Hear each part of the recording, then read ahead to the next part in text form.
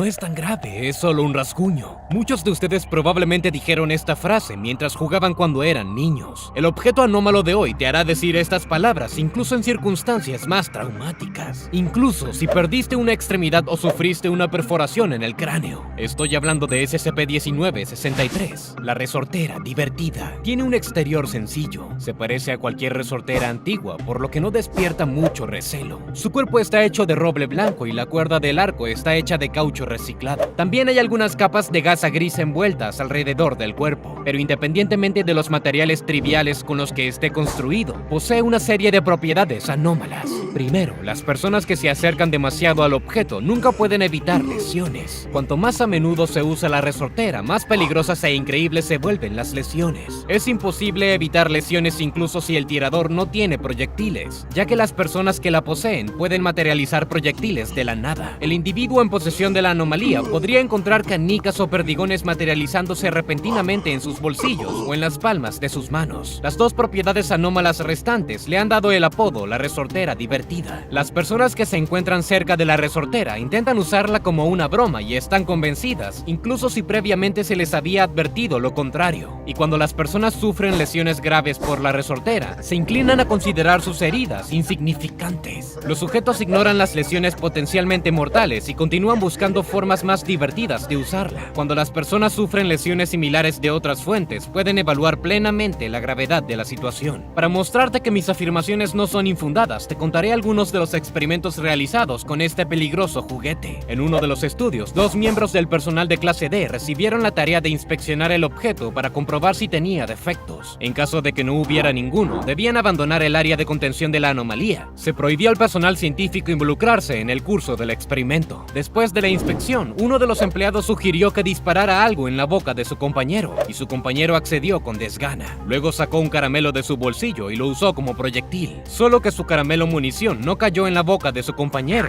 se disparó en su ojo y se alojó en su cráneo. Este trauma resultó en ceguera permanente en un ojo, aunque esto no molestó en absoluto al tirador. Ella simplemente se rió entre dientes y se disculpó rápidamente. Y la víctima ni siquiera se enojó, ya que estaba convencida de que su herida no era gran cosa y que más tarde sacarían el caramelo del cráneo. Cuando el tirador se dio la vuelta, su compañero herido tomó la resortera y le devolvió el disparo. Esta vez el caramelo cayó en su boca, pero le perforó la tráquea, provocando hipoxia y muerte instantánea. Antes de que comenzara el estudio, ambos empleados habían sido revisados minuciosamente y no se encontraron dulces en ninguno de ellos. El segundo experimento resultó igualmente esclarecedor, solo que en ese caso resultó herido un hombre que estaba observando la resortera a través de una cámara. El personal de clase D ubicado en la cámara para el estudio se susurró entre sí y luego disparó a la cámara de observación. El investigador saltó del susto, tras lo cual tropezó y cayó al suelo, golpeándose la cabeza. Sus heridas resultaron en daño cerebral permanente. Como en el ejemplo anterior, los sujetos de prueba fueron inspeccionados antes de ingresar al área de prueba, y los guijarros que luego usaron para dañar la cámara no fueron descubiertos durante la inspección. Incluso las prohibiciones y las instrucciones estrictas no hacen nada para disuadir a los sujetos de su deseo de usar inmediatamente la resortera cuando están en su presencia. Durante un estudio, al personal de clase D se le asignó la tarea de no permitir que los otros participantes usaran la resortera.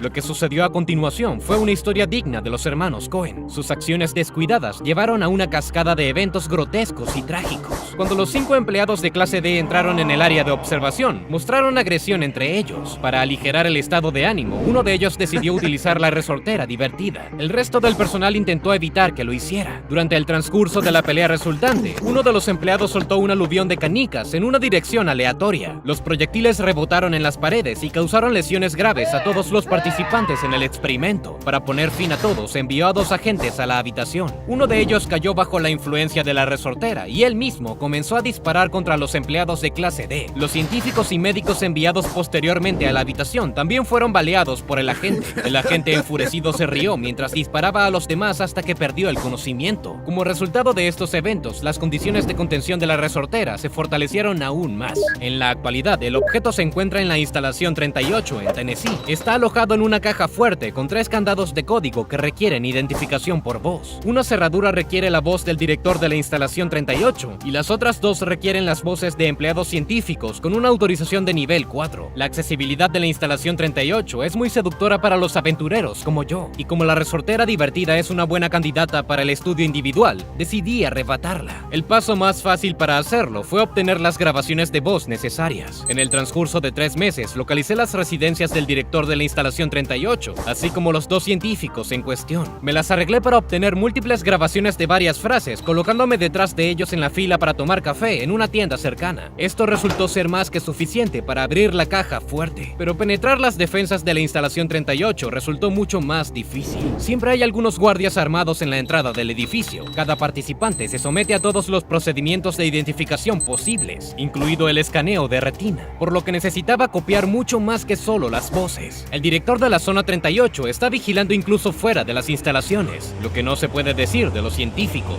Secuestré a uno de los científicos, lo llamaremos Harry. Lo sé, suena bastante mal, pero haría todo por encontrar la verdad. Pasé las siguientes 23 horas falsificando una copia de silicona de su rostro y ojos en una impresora 3D. Encontrar el patrón único de su retina en el microscopio le causó cierta incomodidad, pero no te preocupes, los ojos del científico están en una sola pieza. Afortunadamente, mi equipo me permite encontrar la información necesaria sin causar lesiones. Después de una siesta de 3 horas, me dirigí a la instalación 38 con la identificación del científico y su cara. Los guardias notaron un brillo extraño en mi piel, pero lo expliqué diciendo que estaba probando un nuevo remedio protector. Pero lo que hacen los empleados con autorización de nivel 4 no era realmente su preocupación de todos modos. Después de pasar por la zona principal de seguridad, me dirigí a la caja fuerte y la abrí. Pero hay una cosa que no había tenido en cuenta, que el director de la instalación 38 y los 2 científicos recibirían notificaciones a través de un programa especial una vez que se abriera la caja fuerte, por lo que en un minuto habían guardias armados rodeándome. Pero en ese momento ya tenía la resortera divertida en mis manos. Me eché a reír salvajemente, metí la mano en el bolsillo y encontré un puñado de balas de calibre 12. Calculé que sería muy divertido dispararles a los guardias. Los guardias cayeron gritando y la sangre inundó el suelo. Pero sus heridas no eran tan graves en realidad, los guardias obviamente estaban fingiendo, y sus gritos juguetones imitando el dolor eran tan divertidos que casi me rompo las entrañas de risa. Probablemente se estaban divirtiendo tanto como yo, o eso pensé mientras estaba bajo la influencia de la anomalía. Ahora que estoy en un estado mental más claro, entiendo que lastimé seriamente a esas personas. Realmente espero que nadie haya muerto y que todos hayan salido vivos de allí, aunque heridos. Pero la resortera no suele soltar a sus víctimas con tanta facilidad. Afortunadamente tuve suerte. Realmente no recuerdo cómo me las arreglé para salir de las instalaciones de la fundación. Cuando recobré la conciencia, noté marcas de bala en mi máscara de silicona. Mi máscara estaba a mi lado, pero la resortera no se encontraba por ningún lado. Imagino que así es como funciona la anomalía. Los sujetos solo recuerdan el comienzo y cuando quedaron bajo la influencia del objeto, y el resto está en blanco cuando vuelven en sí. Es una lástima que perdí la resortera. Ahora lo único que me queda es analizar mi experiencia y tratar de encontrar una explicación a lo que sucedió. ¿Qué causó la anomalía en primer lugar? ¿Qué le permite influir en la mente? Mi mejor suposición es que el roble blanco del que está hecha la resortera está lejos de ser simple. Afortunadamente encontré una astilla de la resortera en mi mano. Un análisis químico de la astilla determinó que tenía alto contenido de nitrógeno. Pasemos a las experiencias de los buceadores. A menudo sufren intoxicación por nitrógeno que se produce a grandes profundidades, cuando el nitrógeno de sus tanques de oxígeno se acumula en los pulmones de los buceadores en grandes cantidades. Su condición es similar a la que experimenté bajo la influencia de la resortera divertida. Los buzos suelen experimentar euforia y bromear, incluso contando chistes a los peces sin reconocer por completo la precariedad de su posición.